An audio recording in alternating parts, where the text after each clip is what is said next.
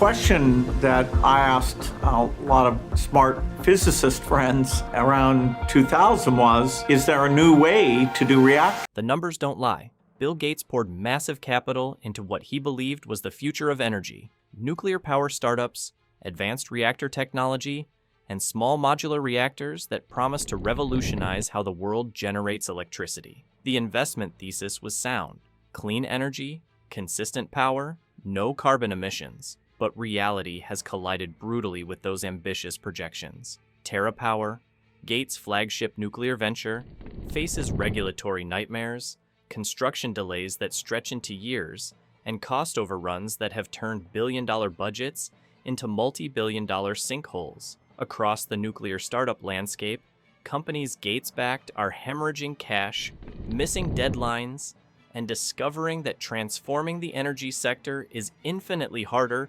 than building software empires. The confrontation isn't coming from investors or regulators. It's coming from the undeniable reality that this colossal bet on nuclear's future is going catastrophically wrong. The nuclear dream that became a nightmare. The reason we had to delay our schedule from 2028 to 2030 was because of this fuel problem. Gates entered the nuclear energy space with characteristic ambition and confidence. He founded TerraPower, envisioning advanced reactors that would be safer, cheaper, and more efficient than traditional nuclear plants. The technology focused on traveling wave reactors and later pivoted to sodium-cooled fast reactors. The promise was revolutionary: reactors that could run on depleted uranium, produce minimal waste, and operate for decades without refueling. The initial projections looked compelling. TerraPower planned to build demonstration reactors, prove the technology, then scale globally.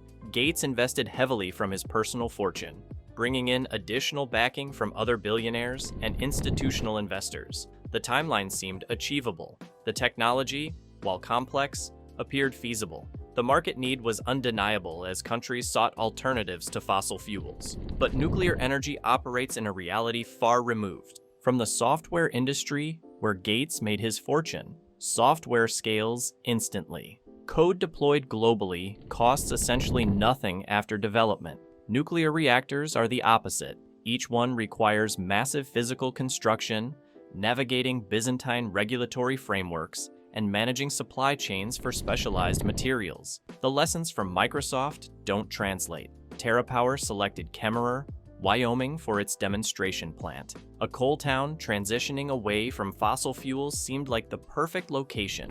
Community support, existing energy infrastructure, political goodwill. The project was supposed to break ground quickly, with operation targeted for the late 20s. Instead, the initiative immediately hit regulatory walls that weren't anticipated in the optimistic planning phase. The regulatory quicksand. We can start 4 or 5 in parallel. The final approval from the Regulatory Commission is out there in 2030. The Nuclear Regulatory Commission doesn't move at startup speed. Approving new reactor designs requires exhaustive review processes that take years, not months. TerraPower's sodium-cooled design is novel, which means regulators must evaluate every aspect without precedent to guide them. Each component requires analysis. Each safety system needs validation. The process crawls forward while costs accumulate relentlessly. Gates underestimated how fundamentally different nuclear regulation is from anything he'd encountered before. In tech, you can launch a product, iterate based on feedback, and fix problems in real time. In nuclear, you must prove safety before building anything. The regulatory framework is designed around preventing catastrophe, which means extreme conservatism. Innovation gets treated with suspicion rather than enthusiasm. The timeline slippage became severe. Originally targeted operation dates pushed back repeatedly, first by months, then years. Each delay compounds costs because teams must be maintained, facilities secured, and partnerships sustained even when construction isn't happening.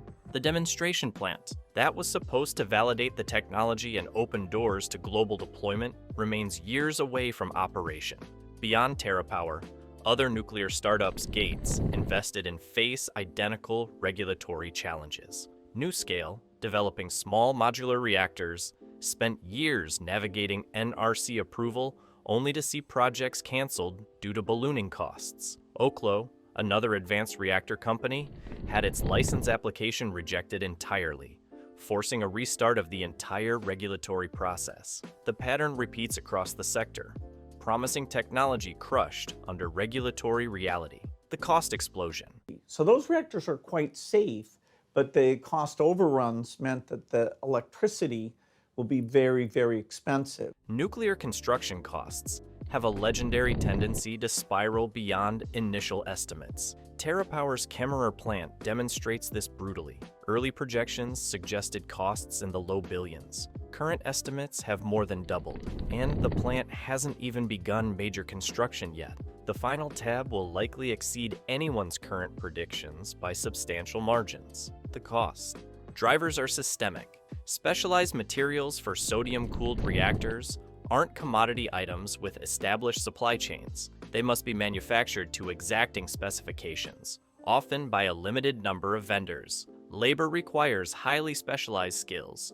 Welders certified for nuclear work, engineers with reactor experience, inspectors trained in advanced materials. All of this costs exponentially more than conventional construction. Supply chain disruptions exposed how fragile nuclear construction timelines really are.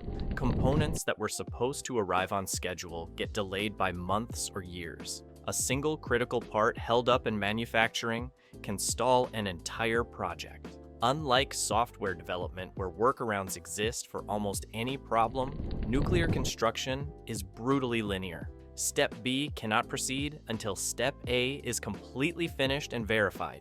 Gates and his partners have been forced to inject capital repeatedly to keep projects alive. What was supposed to be a demonstration followed by profitable scaling has instead become an ongoing fundraising effort just to reach the demonstration phase. The return on investment timeline has extended from years to decades. Some projects may never reach the operational stage where they could conceivably generate returns. The geopolitical complications. Advanced reactors require this new high-assay, low-enriched uranium. So that supply is really very much owned by Russia. TerraPower's initial design relied on high-assay, low-enriched uranium fuel, a specialized nuclear fuel that was supposed to come from Russia. That supply chain evaporated with geopolitical tensions and sanctions. The company had to completely redesign fuel sourcing, finding domestic alternatives that don't exist at commercial scale yet. Building that supply chain requires additional investment and time. The Russia supply chain disaster illustrates a broader problem Gates didn't fully account for. Nuclear energy is deeply geopolitical. Countries view nuclear technology through security lenses. Export controls, sanctions, and national interests override pure market considerations. A startup can't simply source materials from whoever offers the best price. Political considerations dominate every decision. China's nuclear expansion provides painful context. While American nuclear startups drown in regulatory processes and cost overruns, China builds reactors rapidly and at a fraction of Western costs. The comparison is humiliating for Gates's vision.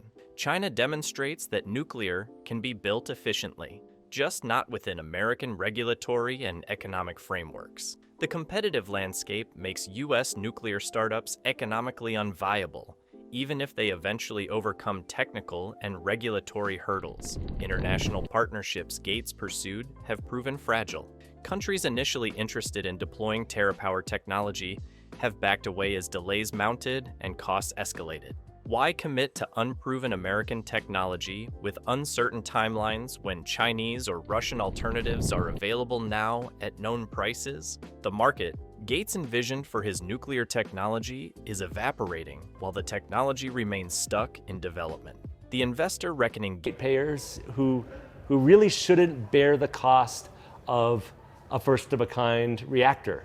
So people in Wyoming and Utah shouldn't pay for those 1,000 engineers. Okay. Gates isn't the only one funding these nuclear ventures. He brought in co-investors, convinced them the sector was poised for transformation. Those investors are now confronting losses that keep expanding. Some have written off their investments entirely. Others continue funding out of sunk cost fallacy, hoping eventual success might recover a fraction of what's been spent. The confrontations are happening behind closed doors, but the tension is undeniable. Investment partners questioning strategy, board members demanding explanations for blown timelines, limited partners and funds that backed nuclear startups asking hard questions about due diligence processes that led to these positions. The pressure builds as losses mount.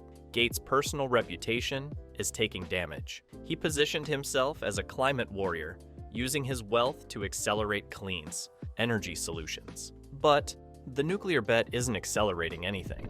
It's demonstrating how difficult energy transformation actually is. Critics argue Gates would have generated far more climate impact investing those billions in proven technologies like solar and wind, rather than unproven nuclear designs that remain perpetually 5 years from deployment.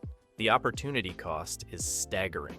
Capital tied up in struggling nuclear ventures could have funded massive renewable deployments, grid-scale batteries, transmission infrastructure, technologies that are ready now and scaling rapidly.